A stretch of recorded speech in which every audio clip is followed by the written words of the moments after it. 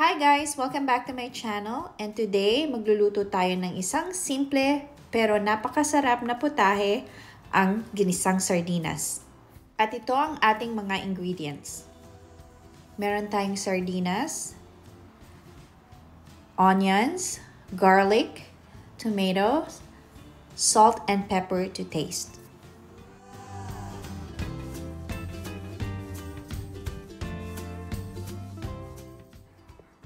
So, una maglagay tayo ng oil sa kawali at hintayin lang natin siyang mag-warm, and then pwede na nating ilagay yung garlic.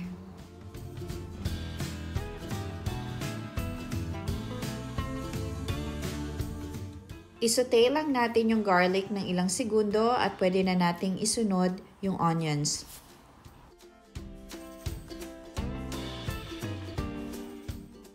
Haluin lang natin siya ng saglit at in a few seconds, pwede na nating ilagay yung tomatoes.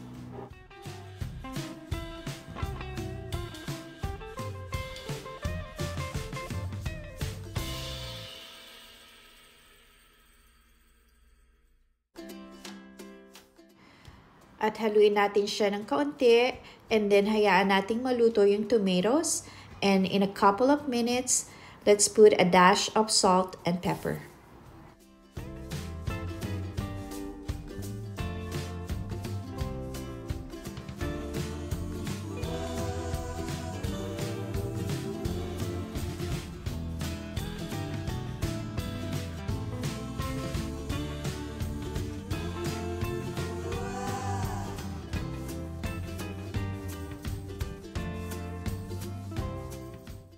At kapag luto na yung ating tomatoes, pwede na nating ilagay yung sardinas.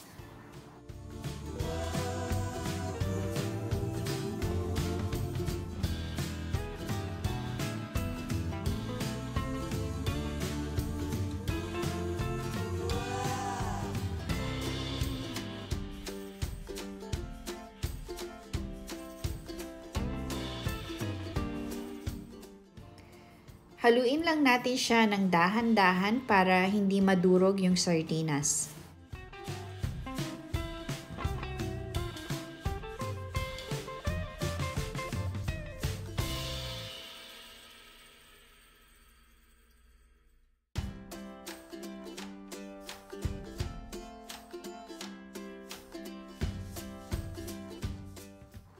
At this point, pwede nyo siyang lasahan para malaman nyo kung kailangan nyo pang dagdagan ng asin and pepper. At isang kulo lang, ready na ang ating ginisang sardinas.